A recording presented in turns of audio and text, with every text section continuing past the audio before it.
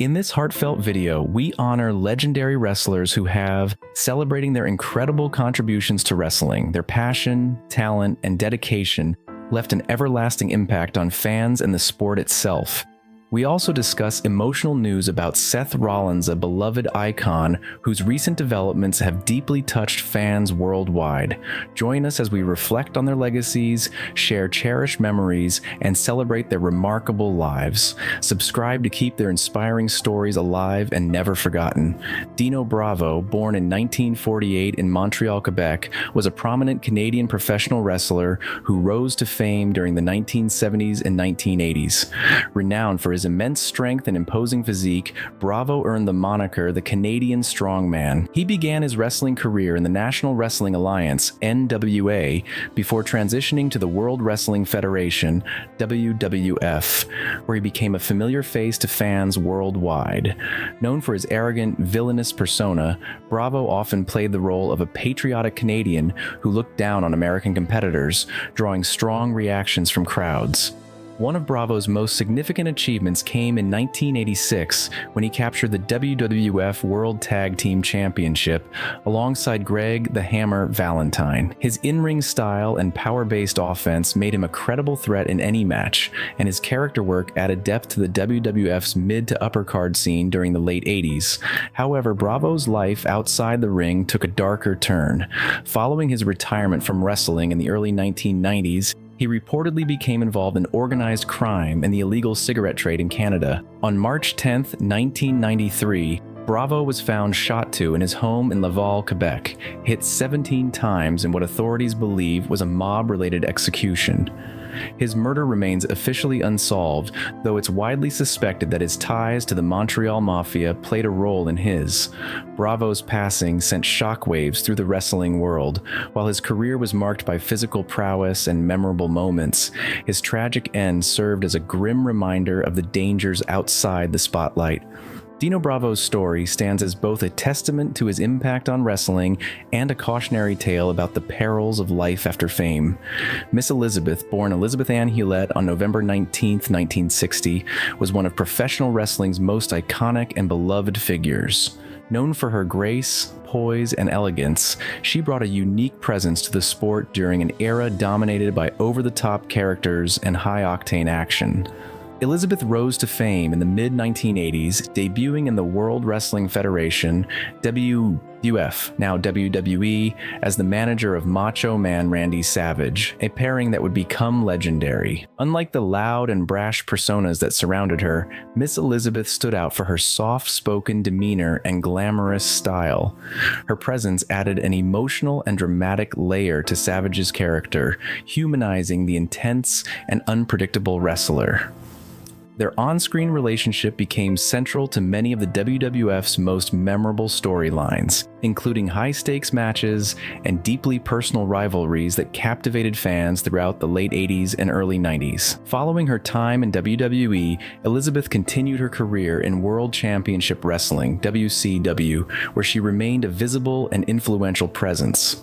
Her contributions helped redefine the role of women in wrestling, not as competitors at the time, but as powerful, narrative-driving figures who could shape the direction of storylines and character arcs. Tragically, Miss Elizabeth, due to acute toxicity from a combination of prescription drugs and alcohol, her untimely shocked the wrestling world, but her legacy remains intact. She is remembered not just for her beauty and poise, but for the pioneering role she played in shaping the landscape of professional wrestling. Miss Elizabeth paved the way for future female personalities and remains a symbol of a bygone era, forever etched in the hearts of wrestling fans. Adrian Adonis, born Keith Franca on September 15, 1954, was a trailblazing American professional wrestler best remembered for his bold character work and in-ring talent. Adonis began his wrestling career in the 1970s, carving out a reputation with a rough and tumble biker persona. Clad in leather jackets and radiating rebellious energy, he quickly found success in promotions like the American Wrestling Association, AWA, and later made his mark in World Wrestling Entertainment, then WWF. In the mid-1980s, Adonis reinvented himself with one of the most controversial and groundbreaking gimmicks of the era, adorable Adrian Adonis. Shedding his gritty look, he transformed into a flamboyant, over-the-top character, complete with bleached blonde hair, pink attire, and effeminate mannerisms. This new persona challenged traditional wrestling norms and drew strong reactions from fans. As a heel villain, Adonis expertly used the character to provoke audiences and elevate storylines, becoming a major fixture in WWE programming. One of his most iconic feuds was with Rowdy Roddy Piper. Their heated segments on Piper's Pit and their clash at WrestleMania 3 in 1987 were highlights of the wrestling boom of the 1980s and remain memorable moments in WWE history. Tragically, Adrian Adonis's life and career were cut short on July 4, 1988, when he died in a car accident in Lewisport, Newfoundland, at just 33 years old. His sudden passing sent shockwaves through the wrestling world. Though his time in the spotlight was brief, Adrian Adonis left a profound impact on professional wrestling. He is remembered not only for his in-ring abilities and colorful persona, but also for his willingness to push boundaries and defy convention in an era of rigid stereotypes. Gene LeBell, born on October 9, 1932, was a pioneering figure in professional wrestling, martial arts, and Hollywood stunt work.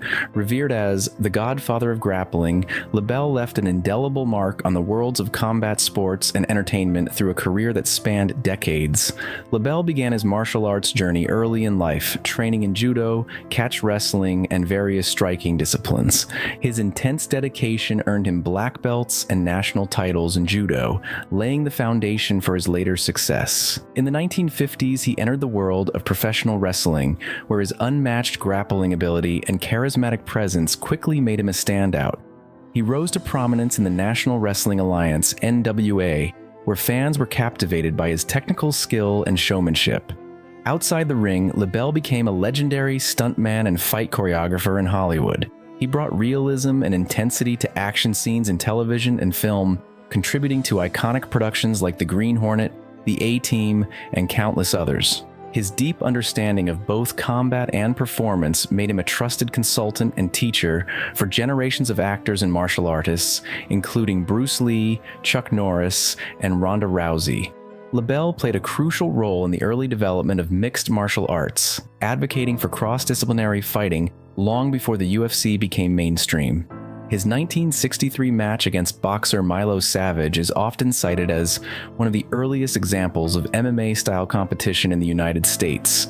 Gene LeBell, but his legacy lives on. He is remembered not only for his formidable athleticism and fearless persona, but also for his contributions to the evolution of wrestling, martial arts, and stunt performance, inspiring countless fighters and performers worldwide. Belladonna, born on April 25, 1979, was a trailblazing figure in both professional wrestling and adult entertainment. Rising to prominence in the early 2000s, she quickly made a name for herself with her magnetic presence, fierce athleticism, and fearless approach to performance. Her work in the wrestling ring was marked by intensity and charisma, earning her a devoted following across various independent promotions. Belladonna's dynamic persona set her apart, captivating fans who admired her blend of strength, confidence, and raw authenticity. In addition to her wrestling success, Belladonna became a celebrated and award-winning actress in the adult film industry. She was known for challenging conventions and pushing boundaries, using her platform to express herself unapologetically and champion sexual empowerment. Her willingness to defy stigmas and embrace her identity helped her connect with a wide and diverse audience, and she became an icon for many who valued her boldness and honesty. Despite the difficulties often associated with both industries, Belladonna remained resilient and true to herself. She inspired others with her unapologetic self-expression and unwavering commitment to her craft, earning respect not just for her talent, but for her courage and authenticity. Tragically, Belladonna leaving behind a legacy that continues to resonate. Her influence is still felt today, as fans, peers, and admirers remember her not only for her groundbreaking achievements in wrestling and adult entertainment, but for her fearless spirit and determination to live on her own terms. Belladonna's memory endures as a symbol of strength, passion, and empowerment, an enduring reminder of a woman who lived boldly and left an indelible mark on two worlds that rarely intersect. Rosie, born Matthew Anoa'i on April 7, 1970, was a professional wrestler best known for his run in WWE during the early 2000s. A proud member of the legendary Anoa'i wrestling dynasty, Rosie was the older brother of Roman Reigns and a cousin to Dwayne "The Rock" Johnson, placing him among one of the most influential families in wrestling history. Rosie began his wrestling journey in the mid-1990s, first competing in various independent promotions, before joining WCW as part of the tag team, the Samoan Gangsta Party, alongside his cousin Jamal, who later became known as Umaga. While his WCW tenure was brief, his big break came in 2002 when he signed with WWE. It was in WWE that Rosie truly found his niche. He initially debuted alongside Jamal as part of the villainous team 3 Minute Warning, working under the guidance of Eric Bischoff. However, Rosie's most memorable run came when he reinvented himself in a comedic superhero-themed tag team with the Hurricane Shane Helms.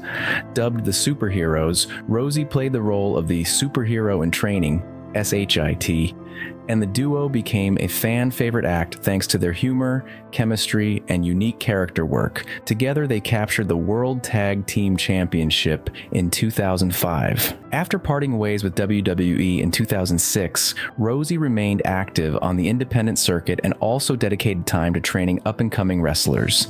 Sadly, Rosie is fondly remembered not only for his in-ring contributions, but also for his charisma, warmth, and the joy he brought to fans. His legacy lives on through his family and the many lives he touched throughout his career. Billy Two Rivers, born on May 5, 1935 in Kanawaki, Quebec, was a renowned Canadian Mohawk professional wrestler, actor, and respected Indigenous leader. Trained by the legendary Don Eagle, Two Rivers began his wrestling career in February 1953, debuting in Detroit against Rose Martino. Over the next 2 decades, he became a global attraction, wrestling across the United States, Canada, the United Kingdom, and Japan. During the late 1950s, Two Rivers gained prominence in the tag team ranks, notably teaming with his mentor Don Eagle and winning the NWA Southern Tag Team Championship. In the 1960s, he became a standout performer in the United Kingdom. There, he embraced and proudly showcased his Mohawk heritage, entering the ring in a feathered headdress and performing traditional war dances, which captivated audiences and set him apart as a unique presence in professional wrestling. Though never a world champion, Two Rivers earned respect as a journeyman wrestler whose cultural representation made him a fan favorite and a symbol of Indigenous pride. His performances often challenged stereotypes while honoring his identity.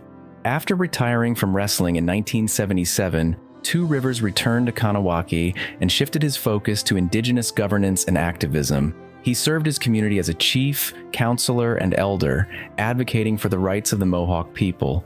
His leadership was particularly crucial during the 1990 Oka crisis, where he emerged as a powerful voice against the encroachment of sacred Mohawk land. Billy Two Rivers.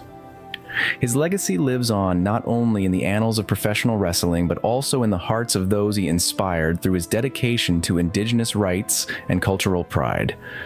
Seth Rollins, born Colby Daniel Lopez, is widely regarded as one of the most dynamic and durable performers in the history of WWE. Since his debut on the main roster in 2012 as part of The Shield, Rollins has continuously evolved, staying at the forefront of sports entertainment with his mix of technical excellence, aerial maneuvers, and storytelling prowess. He is a Grand Slam champion, a multiple-time world champion, and a cornerstone of WWE's modern era. But behind the accolades and the high-flying performances is a body that has taken a relentless beating. Rollins' career has been defined not only by his success in the ring, but also by the brutal toll of numerous injuries, most notably his chronic knee issues. Yet through every surgery, every setback, and every rumor of retirement, Rollins has pushed forward with unmatched determination. His story is not just one of triumph, but also of survival in one of the most physically demanding professions in the world. This article takes an in-depth look at the major injuries Rollins has sustained throughout his career, the impact they had on his trajectory, the rampant speculation that has surrounded his health, and how he continues to push the boundaries of resilience in professional wrestling. 2015. The Nightmare in Dublin, a career-altering knee injury. November 4th, 2015 marked a devastating turning point in Rollins' career. During a WWE live event in Dublin, Ireland, Rollins defended the WWE World Heavyweight Championship against Kane. In the midst of the match, He attempted a sunset flip powerbomb off the top rope, a maneuver that he had executed countless times before. But on this night, something went terribly wrong. Rollins' knee gave out midair, and he landed awkwardly. The match concluded, but backstage, the real story began. Medical evaluation revealed the worst-case scenario: a torn ACL, MCL, and medial meniscus in his right knee. This wasn't just a minor setback, it was a trifecta of severe ligament damage that required immediate reconstructive surgery.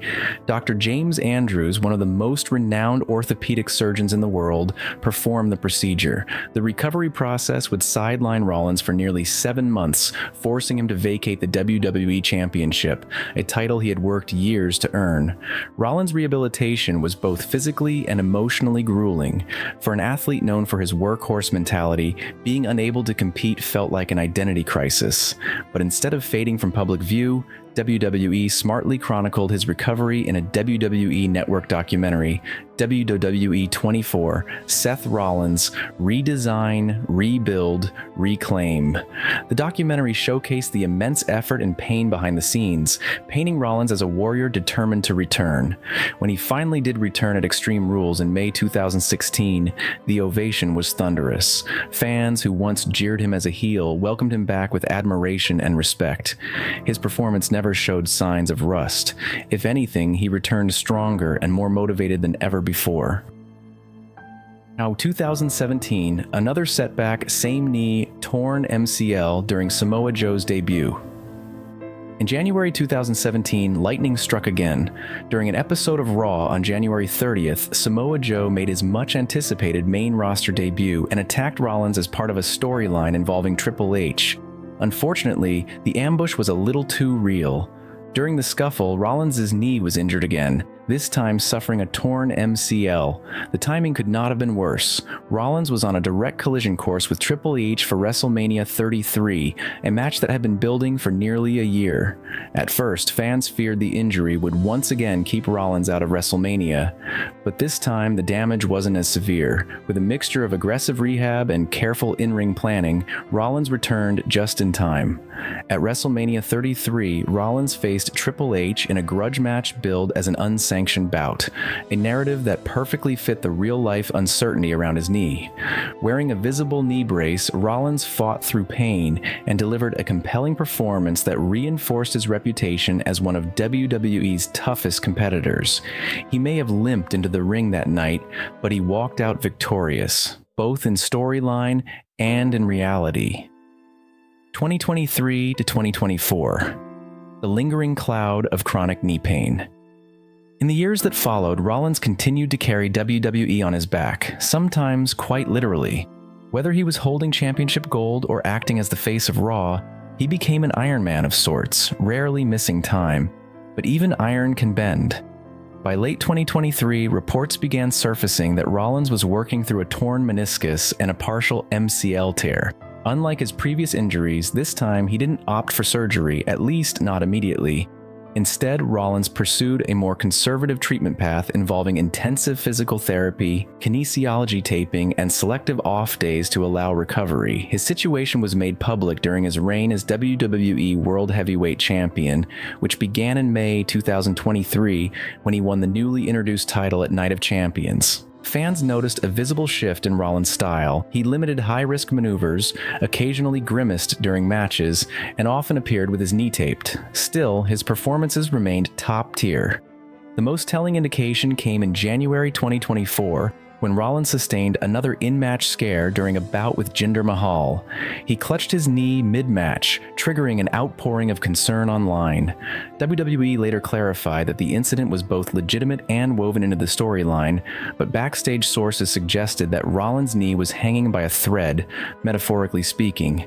Despite this, Rollins pressed on, defending the title against top-tier opponents and headlining multiple premium live events. It became increasingly clear that he was managing chronic pain on a weekly basis, a testament to his grit, but also a source of growing concern for his long-term health.